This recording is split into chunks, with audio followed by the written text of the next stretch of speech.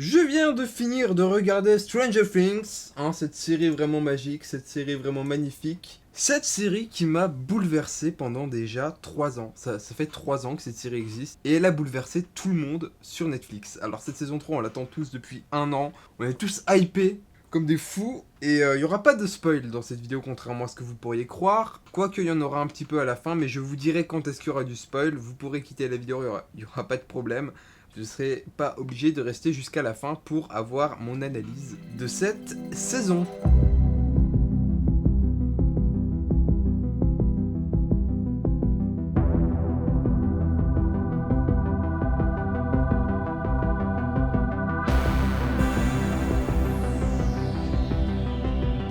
Bon, comme vous avez pu le voir à l'intro, l'ambiance de cette série, elle est rentrée dans ma peau, dans mes veines, et je veux pas qu'elle me quitte.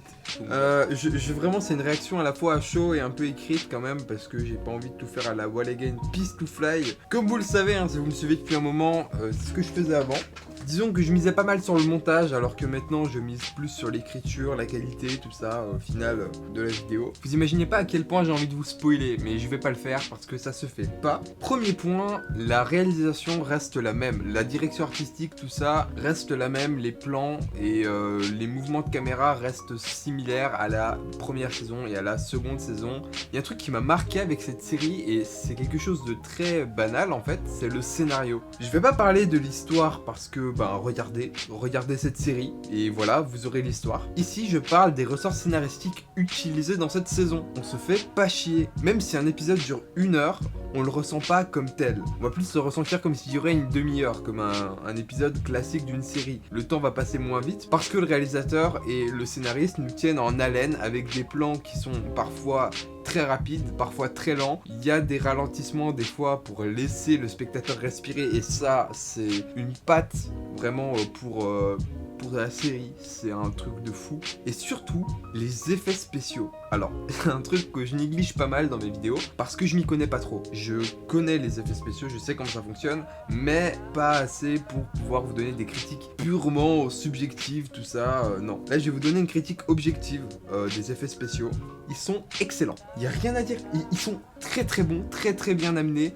Ils sont pas trop chargés. Les plans CGI et les plans réels se mêlent parfaitement. Le réalisateur, il a bien fait son taf. Et les mecs aux effets spéciaux, putain, je vous remercie. Mais ça reste excellent. Pour une série comme Stranger Things, je m'attendais pas à mieux. Ce qui est bien, c'est qu'ils nous ont pas fait un prison break en mode ouais, c'est la saison de trop, tout ça. La série se conclut parfaitement. C'est une conclusion de la série en fait, cette 3e saison.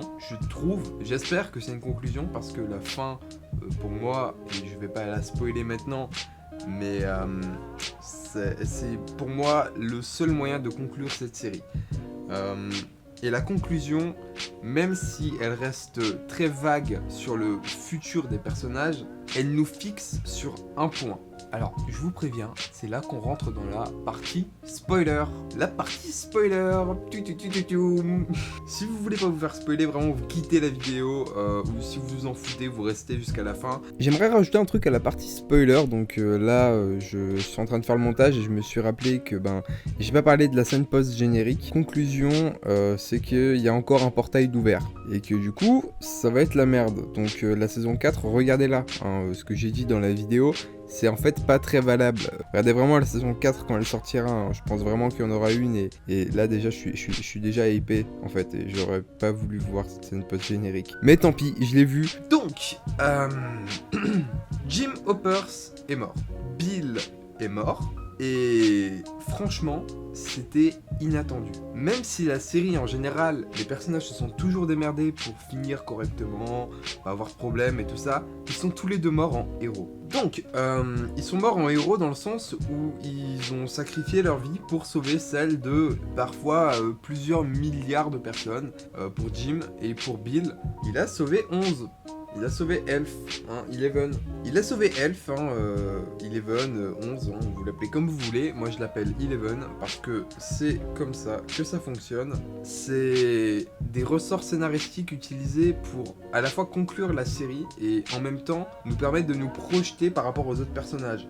Du coup je vous ai spoilé, mais je veux quand même vous donner ma critique globale, hein, pour ceux qui sont restés jusqu'au bout. Parce que je vous remercie et que vous êtes gentils. Cette série est excellente. La conclusion, elle est propre, elle est excellente, hein, voilà, il n'y a rien à dire. Mais ça se finit sur vraiment, les personnages sont à la fois tristes de se quitter parce que certains personnages partent et d'autres restent. Et franchement, c'est à la fois décevant comme fin et on se dit, ça aurait pu finir bien plus mal. Ça aurait pu nous faire une prison break et foutre la merde en finissant avec une saison où en fait, c'est la même chose que pour les 2 premières. Du coup, je suis quand même relativement content de cette série. Elle est très bien amenée, il n'y a pas beaucoup de défauts par rapport aux ressorts scénaristiques utilisés. Les personnages sont toujours aussi bien développés, la direction artistique est toujours excellente. S'il y a une saison en plus, je ne la regarderai pas. J'espère que cette vidéo vous a plu. J'ai regardé la vidéo de 9h du matin jusqu'à 16h. J'ai séché tous les épisodes. Ça m'a pris beaucoup de temps. J'avais plein de choses à faire et au final, je me suis concentré que là-dessus. Et j'en suis content. Je suis content de ça, d'avoir passé une journée à regarder une série, l'avoir séché pour vous. Alors, je l'ai fait à la fois pour moi parce que je kiffe cette série, hein, je peux pas le nier, mais aussi pour vous, hein, pour pouvoir vous sortir la critique le plus tôt possible. Je vous ai un peu hypé sur Snapchat, sur Twitter et tout ça, du coup allez me suivre sur ces 2 réseaux sociaux où je suis très actif. Vraiment, je suis très actif sur Snap et sur Twitter, donc allez vraiment me suivre sur ces réseaux, c'est très important. Abonnez-vous si vous avez aimé cette vidéo, likez-la, partagez-la sur tous les réseaux sociaux. J'ai plus qu'un seul truc à vous dire, à plus.